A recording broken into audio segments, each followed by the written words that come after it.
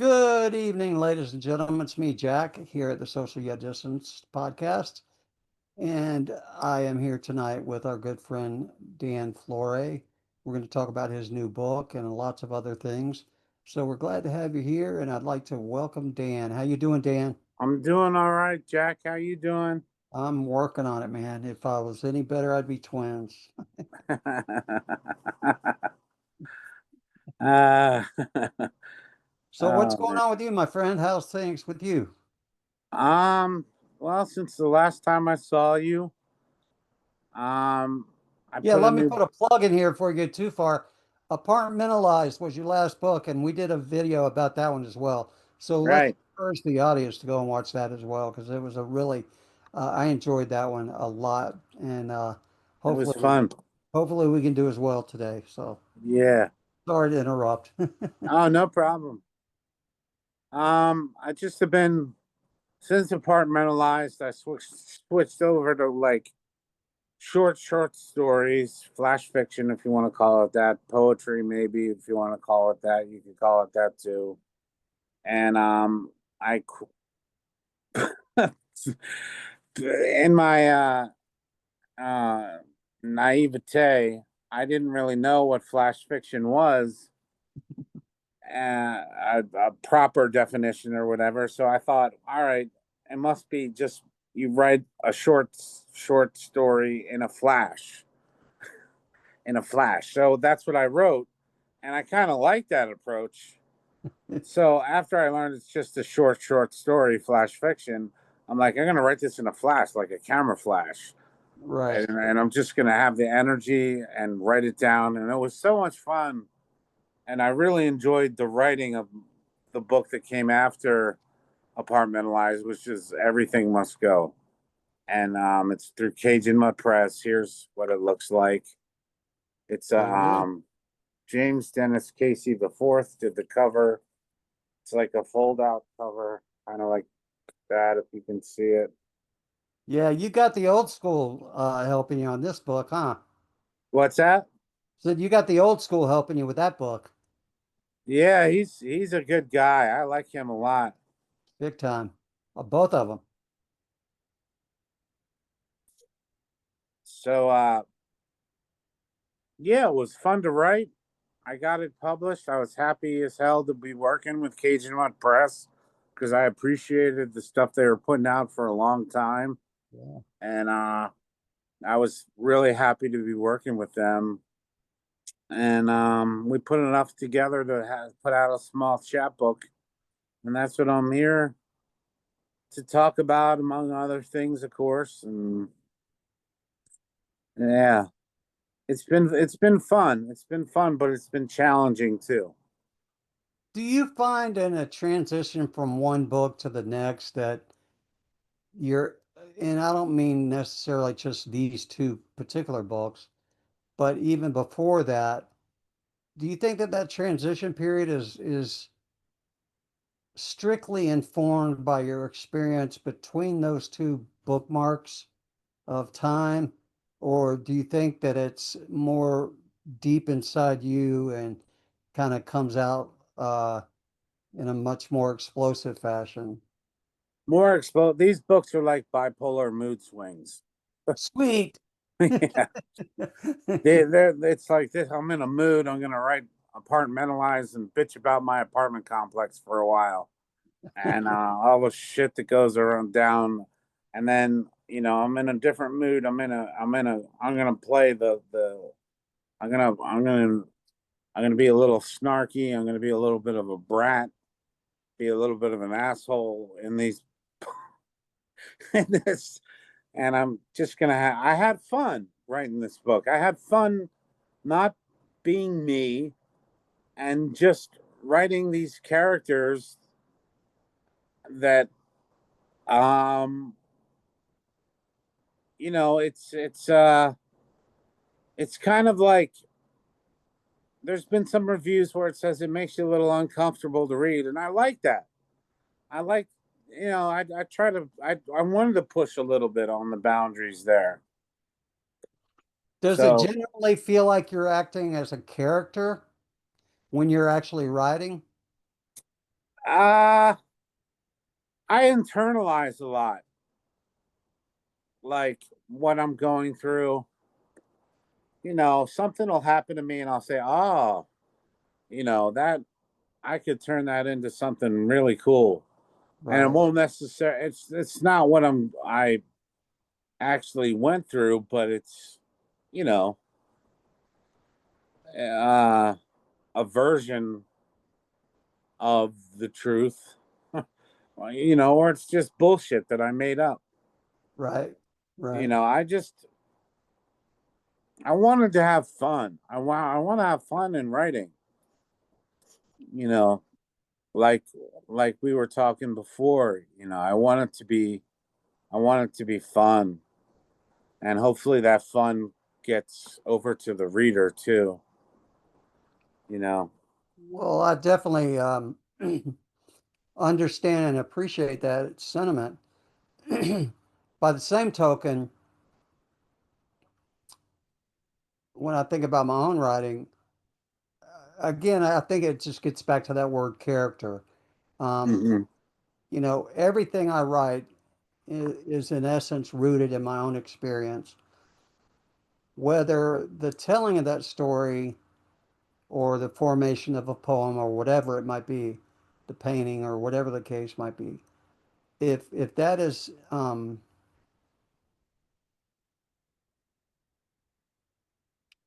I don't know, if that's driven, I mean, it could be any or all of the above as represented by that character.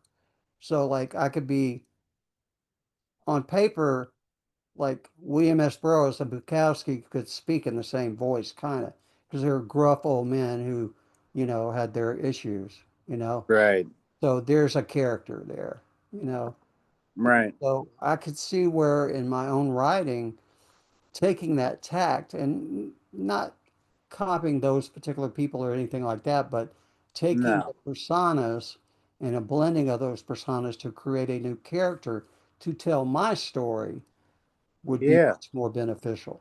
And Yeah. it doesn't, because now the majority of my work, whether it's written from that perspective or not, you ultimately know, oh, this is Jack's tale. This is something that happened to him. This is something he did. This is something he saw. And Hmm. you would be right. You know. Yeah. Yeah. Yeah. So the idea of character, I think, strikes me. Um, Yeah. I mean, I don't. I. This is the kind of book that I. I just. I'm. I kept it away from my family. I don't. I don't want my mom will watch Breaking Bad, and if she can watch Breaking Bad, she can handle my stuff. But I still don't want my family to really read it. So right. I've never even told my family about it. So hopefully they'll never discover this podcast or something. But it's I not don't like, know. My PR goes deep, buddy. yeah, yeah, yeah. But I wanted to write the way I wanted to write. I wanted to write what I wanted to write, and that's what I did. So See, but you could translate that or you could interpret that as like, um, I was writing what somebody else wanted, but I don't hear it that way. I hear it more as I'm developing my voice, and my voice feels much more comfortable in this space than it did yeah, was. Now, that might be for this particular project. The next one, you might be a suicidal maniac, who knows, right, in persona, or as a character. Uh, yeah, exactly. you I know, mean, flash fiction about something like that could be a big deal. I'm sure there's lots of people, there's a whole genre about that serial killer stuff, you know. yeah, yeah, yeah. It's not That's it's not necessarily for me to judge. I can pick and choose the voice. yeah. It's a goofy book. It's supposed to be goofy. Like I had a friend over earlier, and played him a tape of me reading, or a tape. I played him a recording of me reading one of the pieces from the book, and he was laughing. And he's like, "I'm sorry I laughed." I'm like, "No, you're supposed to laugh. It's supposed to be stupid. It's really supposed to be dumb." Well, Like, it wasn't written for you. It was written for him. If he wants to yeah, I was hoping he'd laugh, laugh. please laugh. Yeah, exactly. Laugh if it's bad. I don't care. Yeah, yeah, Laugh if it's not funny. At least you're listening. yeah. Well, so you say it's somewhat goofy. Let's hear how goofy it really is there, Mr. Dan. All right, all right. I'll read you the one that I played for him, Okay. and maybe it'll be funny. Let me just get my okay. Uh it's called Hardcore.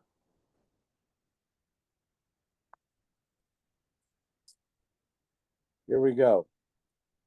I bumbled out of the claustrophobic house with claustrophobic Chris, who I was staying with in one of my stints of getting thrown out of my dad's. I felt great under the blue purple night, free and on my own, making it through despite my crappy circumstances. I have an affinity for energy drinks, also known as an addiction, and I'm also always looking for a new, preferably cheap brand. I made it to a dirty gas station that felt right for me because I'm always at dirty gas stations buying energy drinks. I found an energy drink I had never seen before at the bottom of the refrigerator called Hardcore. I bought it and drank it. It tasted funny, almost like fabric. I looked at the can to see what the hell I was drinking, and here was an energy drink to increase your sex drive. I felt embarrassed to have bought it. Figured, what the hell? Kept drinking it, and eventually my boner pointed the way home. When I arrived, I thought to myself, even though I'm heterosexual, Chris sure looks attractive. Well, at least you were pointing the right direction. You got home. Yeah. Because we're not going to read a fucking map. Yeah. I like it. I think it's goofy and funny. Absolutely. Ah, cool. Absolutely. I don't remember the real name of that energy drink, but some of that is true, that story. Uh, you know, I like think we could stop with that. We don't need to know which parts are really true. yeah, yeah, I won't give that away. I actually think the hardcore was a drink. That kind of rings a bell, actually. Really? But I never drank an energy drink. I just feels like Oh, okay. I never drank those things. Ugh. Of course, I was trying to not drink alcohol at the time too. So Yeah, I just drink socially, like maybe once every 3 months I'll have a drink or something. yeah, it's kind of like the way I smoke crack.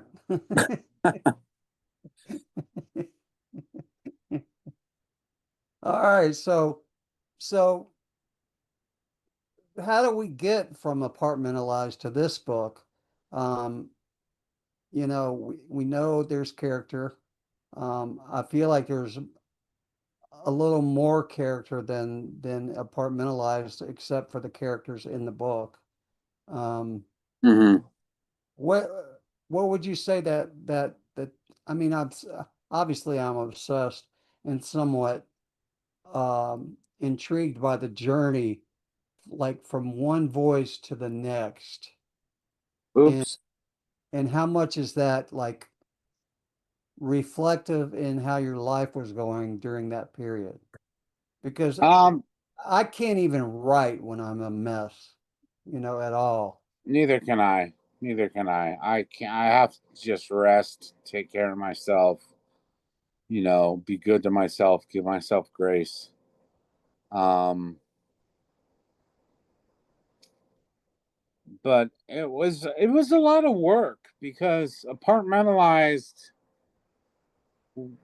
came out and I was trying to and I'm writing other stuff at the same time, and the flash fiction stuff was more. I found I had apartmentalized, and I was trying to, promote that or whatever you want to call it, get it out there. And then I'm writing new poems, and then the stuff that ended up in this book would always be stuff that was fun, that I felt like people could sink their teeth into. And it's not all goofy. I mean, it's not all just I'm not the clown and everything. Um, but I liked playing the clown, and I liked being, you know, I look at this as entertainment. You know what I mean? Mhm. It's an art form, sure, but it's also entertainment. You got to keep people interested. And I wanted to keep people interested in this book. I wanted them to, you know, gobble it up, and hopefully they do. I don't know.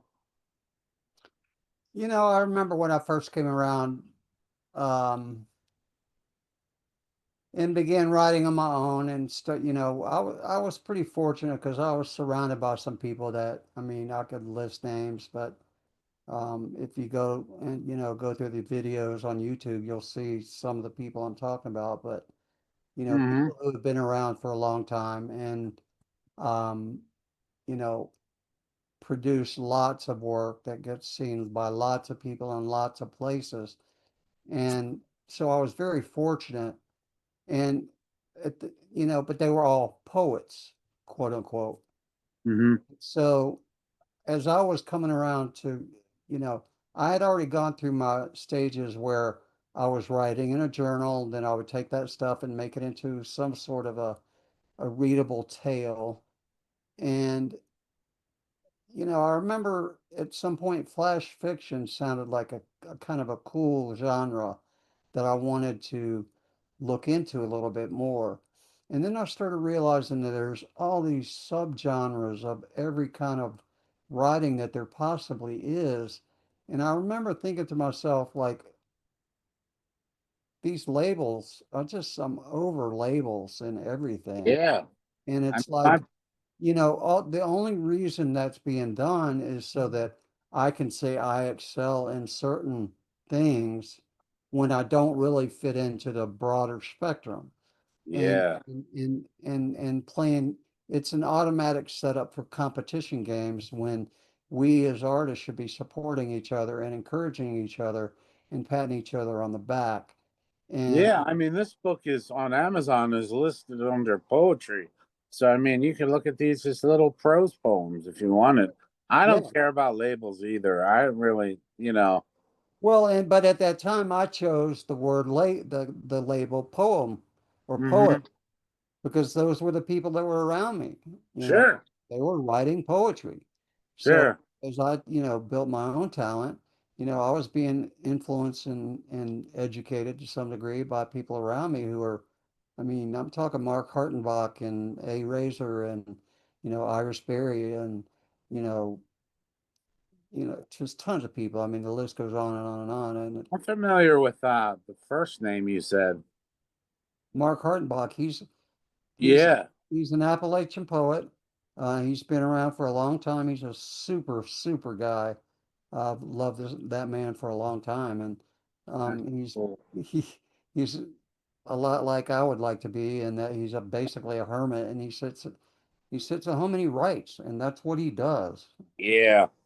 Yeah. every day, Good all day. stuff too.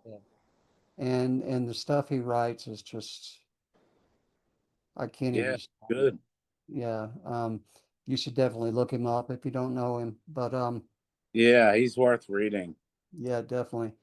But surrounding those people, I chose that word, that label, poetry, and it's such crap. I mean, in this world that we live in, you can see the damage that labels do, and I've seen it in my life, and I've worked in the field of addiction, and I definitely know what labels, you know, how they can be harmful, and to put it over something that's an art and a craft and a passion for people just feels chintzy and gross kind of to me.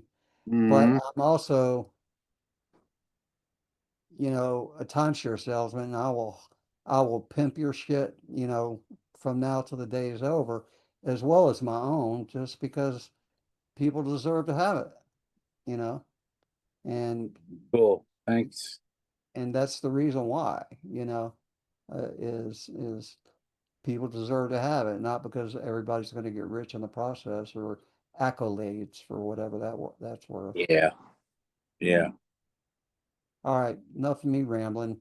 Um, any feedback? You want to read some more? Or what you got? Yeah, I'll read something else. I'll read something a little more. I'll read the closing poem of the book, which sort of is sort of the guy,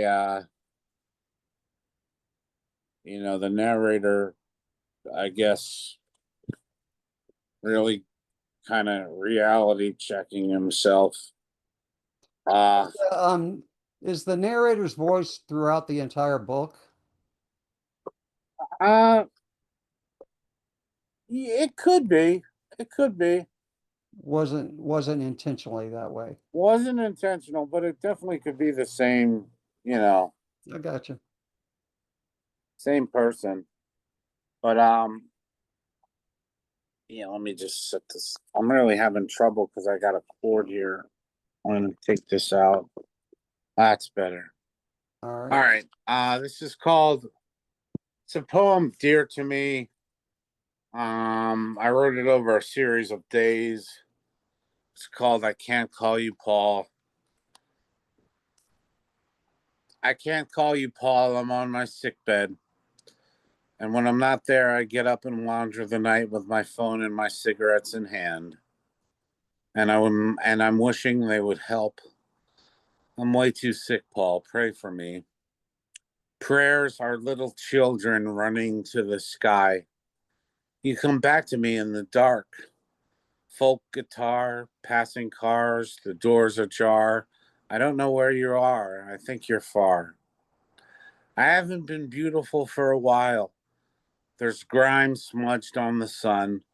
I've been writing little poems without cutting myself wide open. I can't call you Paul. I have nothing to say. I was out on the deck crying. It's last call, Paul. The midnight ride of Paul revered. What am I going to say before I die? I wish I would say something grand as a cathedral. Summer is almost over.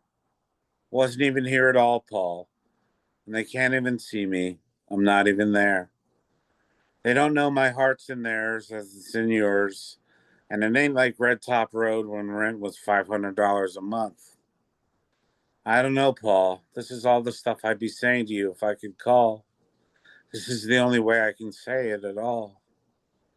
The rain has a funny way of beating down on me. It used to cleanse me, now it just washes me away. There are visions from my sick bed, scratchings of eternity and the way her eyes pour honey. How am I going to haunt the night? I just cried again. I took my meds. I pictured Jesus carrying me through ocean waves that keep knocking us around. All this while she's singing hymns in bed. Blankets like heaven, the glory of God in a nightlight. And what did the Virgin Mary whisper to Jesus when he was a baby? Oh, the things a mother says to her child. Hear the music box, Paul? It's playing for us all. With that lullaby, I'll say goodbye. Very nice, very touching. Thank Um, you. and the line, writing poems without cutting myself wide open, that's a pretty powerful line, my friend. Yeah, thank you.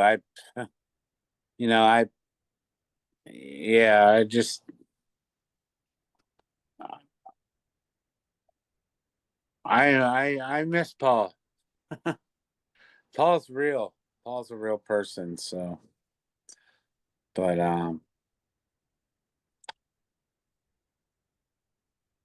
Well, he was worthy of a mighty fine poem, if not much, much more. Thanks. I should share it with them someday. Yeah, well, I think you will. And thanks for sharing it with us. Yeah. Uh, Yeah, sure. I'm sure the audience as well as myself enjoyed that one. Um, Sure.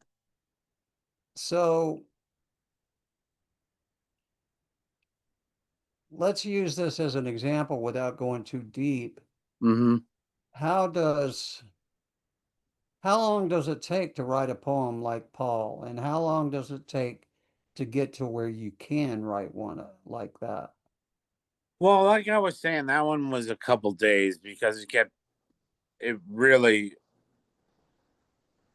it,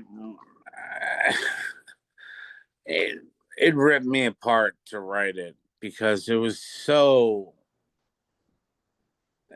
much a part of what was going on with me at the time.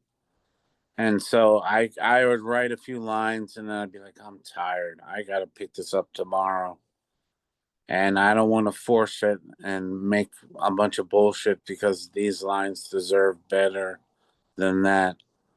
Yeah, So the next day, I picked it up again. So I think I wrote it over like 2 or 3 days, maybe just two, but it wasn't like of of flash fiction. right, The right, other one, like a lot of other ones were in here that were fun to write. That one was cathartic to write, right. very Yeah, I healing. could definitely see that. And that's what I was thinking. Yeah. Um, the word that comes to my mind is grieving. That's a grief poem. That Yeah. is Final Goodbye. That is, and it's cool, man, because I got this. I understand, and the mark was made. And this is an honorarium, not some kind of longing necessarily. Hmm. That's the way it sounded and felt to me. My issue would always be I couldn't possibly come up with the words before that moment was gone. Like that, there's been people who recently have passed away that, a bunch of poets came together and wrote honorary or in memory of or whatever poems to Hmm. people. And as well as I may or may not have known them, I just couldn't do it. I mean, there was just nothing. The words felt inadequate. So Hmm. it just a year from now or later, no time limit specifically, but at some point later, in a different place, different mindset, it might come easy. Um, I feel like it's a strange phenomenon, and that's kind of why I'm so interested in your viewpoint on it. Because I'm a nosy jerk. I I've definitely written to people who have passed on, and one of my favorite lines from that was write a poem in the clouds. I'll write a poem in the clouds. I'll copy and paste them all day. Even if it takes me all day, like something like that. I was writing to an old mentor who had passed on, Right. and I didn't do it justice here, but that was called Letter to Lou McKee. I don't know if you've ever heard of Louis McKee Uh, out of Philadelphia. I don't know, dude. Yeah, he's really worth reading, and he was a hell of a guy, and I miss him, and I feel a little. Be honest with you guys, the audience, and you, I feel a little lost without him. Without those emails coming in. I remember one came in. He goes, "What's hot, man?" And he was trying to book some readings, and he didn't know if I knew anywhere to go for a reading around me, and it's just grief for me lasts forever, and it never Right. goes away. And I like it that way because they mean too much to go away. Yeah. I don't want them to. So, Well, I think that's part of the reason why I'm so anal about my own writing is because of where it came from. hmm I don't want to forget that stuff. yeah, That stuff was all in a journal for a reason, and whatever form it may have taken, it's still, I use the word a lot, but it was, I spit it out on the page, and to get rid of it, and yeah, that reaction is valuable. And what those words were, even as originally written, are valuable, and probably more so, just because there's probably more emotion uh, in the moment and when those words were written than any other time, in their genesis or their transfer from here to there. But yeah, I find, I'll do a search for a particular document, something I wrote, and I'll find 10 copies, and all of them have one or two words that are different. It's like, Jesus, man, don't you know how to save files?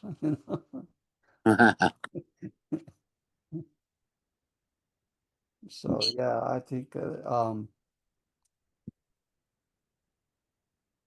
I am very much. I guess what I'm trying to say is I'm very, and I think you have alluded to that as well. Is that there's so much healing in the arts that you know if I don't have any place else to turn, I can scribble it out or grab a piece of art and do some mindless art or whatever is necessary. Listen to the right music, play the right music, whatever the case might be. And yeah, but that I believe is imperative to keeping us grounded to who we are and what our purpose is and keep our feet on the ground a little bit and more level headed. And I think when we start to lose those things, much less make them a monster, according to some people, apparently. I don't really know why, but they ban books and such, and don't like marble penises on statues. But whatever the case might be, I just think that uh, we have the responsibility to make sure that doesn't happen, you know. yeah, And so all of those words have value. All of those drafts of my work and all of the drafts of my artwork and whatnot, have some value in that whole transference. So, yeah, for sure. and we can only hope to write a book that does the same thing. And I think that in in a structure like your book is, it's a meal and a rest, then the next meal and a rest, and another meal and the rest. So you're hmm getting what you need along the way for sustenance, all the way to the end where you've got enough, and let's Yeah, sum up what we've gotten out of all this. And you end up with Paul. So yeah, yeah. It felt right to put that in there after what came before it. yeah. So, Well, and you can write from the perspective that it doesn't matter. Or you could write from the perspective like we're talking about with this great, deep philosophical thought and meaning behind it. And I don't really care one way or the other what your motivations are. Um, if I'm reading, what do I feel from it? If I'm sure. writing, what do you feel from it? And does Yeah. it happen to, I usually don't even have much expectations about what I want you to get from it. hmm I just don't want you to be confused about what the message is. Right. Right. Okay, so are you working on anything for the future? Yeah. Yeah, I'm gonna be doing a selected poems with uh Jay Doherty, Open Arts Forum. Hmm. Not sure if you're familiar with them at all or I've heard the name and I'm familiar with open arts. So Yeah. So I'm gonna be working. I really like Jay. I'm always thrilled when he publishes something of mine, and I was really beyond happy. I mean, that he wanted to do this, and he reached out to me about doing a chapbook. And then he said, "Why don't we do something more? Would you be into a selected poems?" And then actually today, I just got the official okay from him to do uh, a selected poem. So it's a good time to do a selected poems, I think, because I have so much material that I really need to find, get it organized and out there and have it in a collection and be able to clear the decks and then start writing fresh again, you know. Um I have a submission out with Crying Heart Press, a new press. yeah, I'm familiar with them. Yeah, Cool logo. They have a really cool logo. yeah, they do. So I'm waiting to hear back from them. A small chapbook of poetry, and I've enjoyed my wife.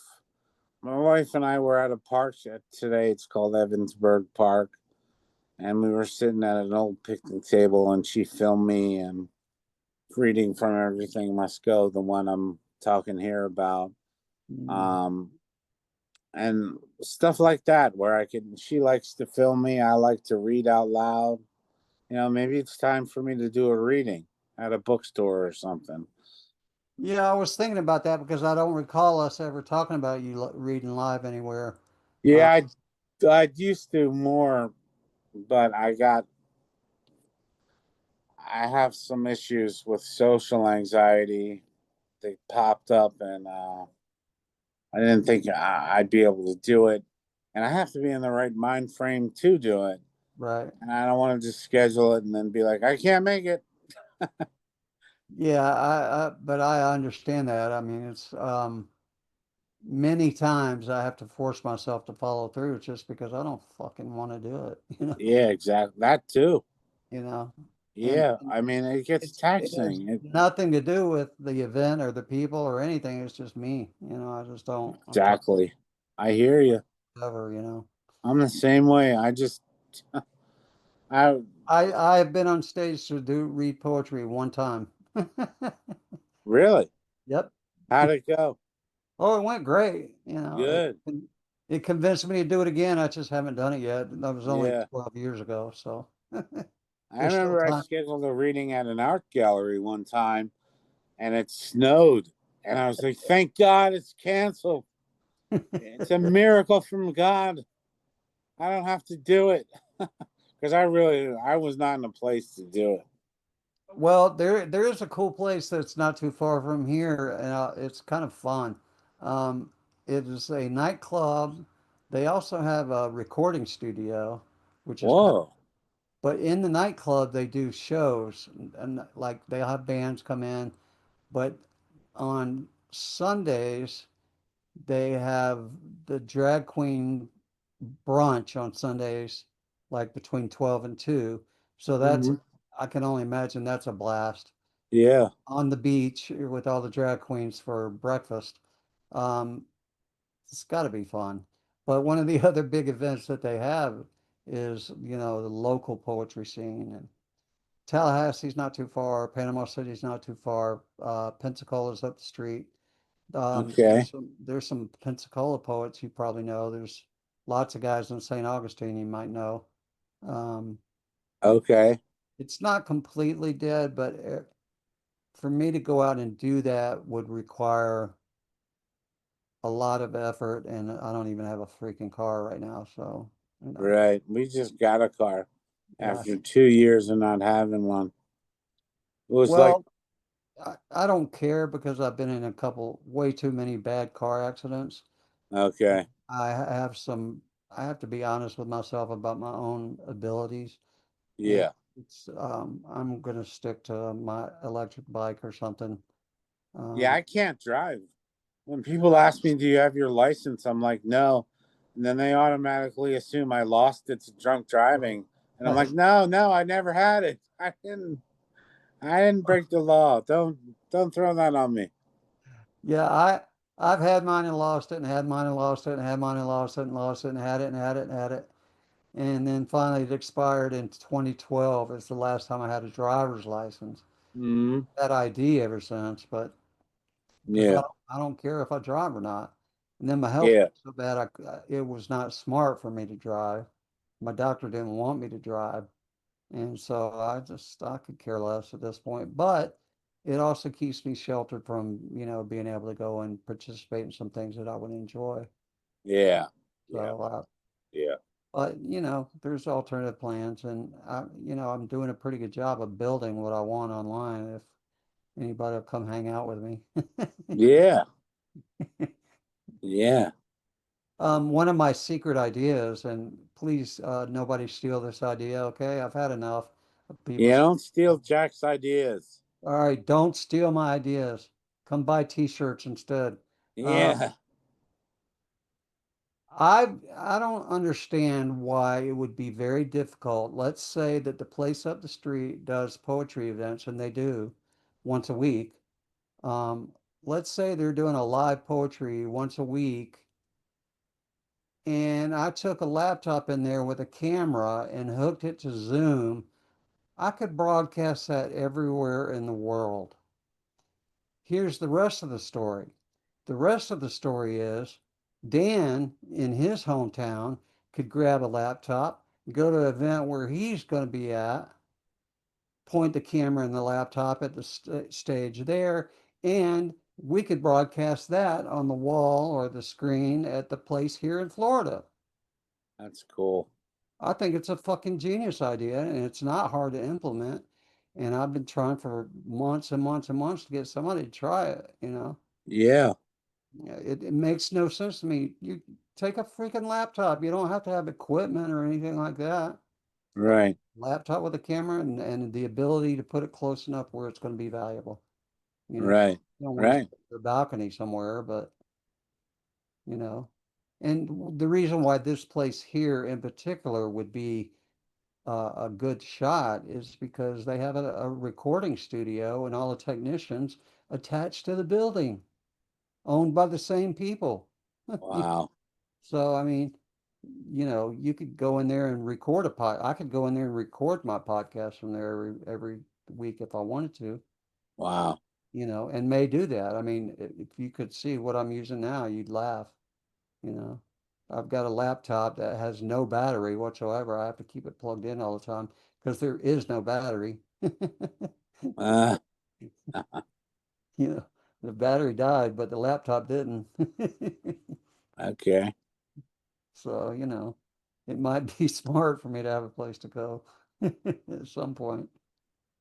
But yeah, that's the thing is, we deal with our own lives and we vomit it out on paper and we do our healing and we can share a message of healing in those words.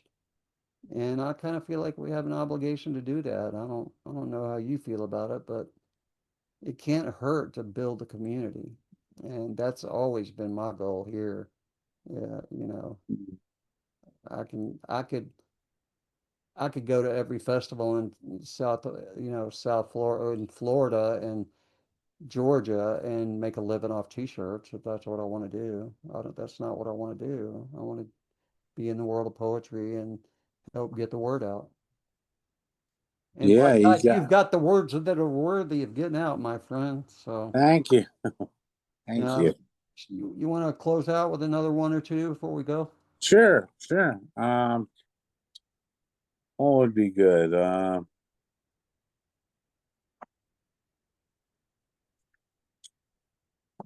I'll I'll do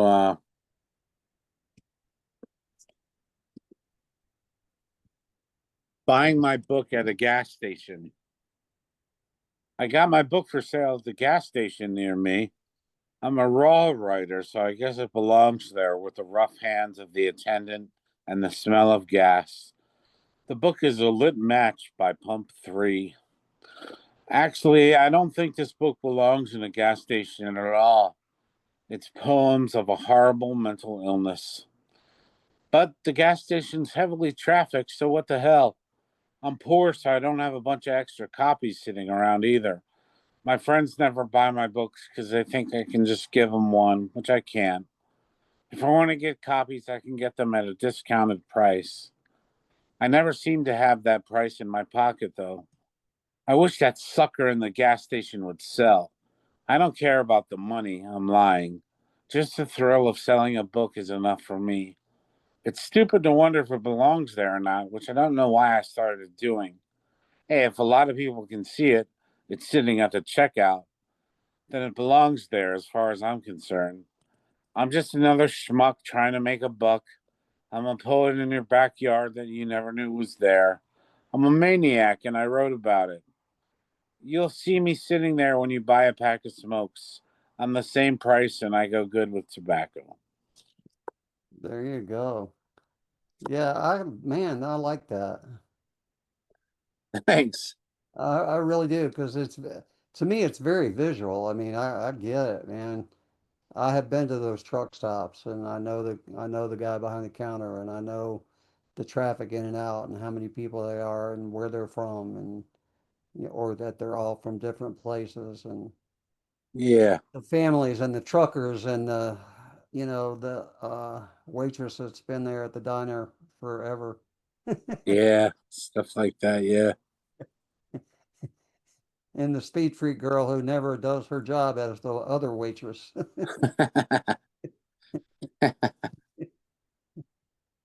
Yeah, I like that one a lot, man. I really like Thanks. what that goes along with that. Definitely. You, I mean, I like to think I'm somewhat special. So, I mean, being raised in the South, that has a special appeal. I don't know how the truck stops are in the rest of the country, but it's definitely one in Georgia or South Carolina or Tennessee or something. Yeah. Yeah. Yeah. That one was fun to write. It kind of got a lot off my chest and just, you know, Well, just so you know, next time, go ahead and buy the book and then only give him the amount of money minus your commission. yeah. If it's been sitting on the counter, you could get a discount probably. Yeah. Yeah. Can I close things out with a more uh what's the word I'm looking for? More of a heavier mood. Yeah, man, I want you to close with whatever you want to close with, and Yeah, I think this would be a nice one I to close want with. I want the audience to get it. So give us your best there, Dano. Yeah, this one would be. I think would be nice to close the our little talk out with. It's called a church service for one. I would like to go to church and pray on my knees in an empty sanctuary. Then I would get up and sing along with The First Time Ever I Saw Your Face by Roberta Flack on my phone as the worship service. I would light a cigarette in there as my incense, then I would preach a sermon about how I should give up smoking. I would say something to God like, I miss you, and look at the stained glass that looks like it is made of blood, and think about all the prayers uttered in this building and what they all might have meant to the Lord. I would hock up all of my phlegm in a gold offering plate and leave a couple of bucks in another. Snoozing in the pew with my cat, I would adjust my blanket so that I was completely covered and count lost sheep being found by their shepherd. I would not be afraid of being profane in this holy sanctuary. God knows how bad it's been, and I'm here to flush out the toxins. I would take communion with a bun from my Whopper and a Coke, baptize my forehead with the sweat on my Burger King cup, and would cross myself as I exited and breathe a breath a little easier than when I came in. Man, I love that poem. Did you posted that recently, didn't you, somewhere? Yeah, yeah, I did. Seems like I read it, and there's experiences in my life that go extremely parallel to what you're describing in that one. And I remember thinking that, and it starts with Roberta Flack. Um, Huh. my mom was played that album over and over, and generally it was when she was pissed off at my dad. And then Oh my wow. dad, he had certain views about church, and to save a long, drawn out story of my own personal trauma, um, we'll avoid that story. But bottom line is that what you're describing there is exactly a very similar description of exactly what my situation was. And the word I would use that I feel the most from you reading that is just bold hypocrisy, and how easy it really is to see. Um, Mhm. and the signs of it are all around and can be um, it, heightened or calmed at will based on effort and the environment. Like it's I hard hear you.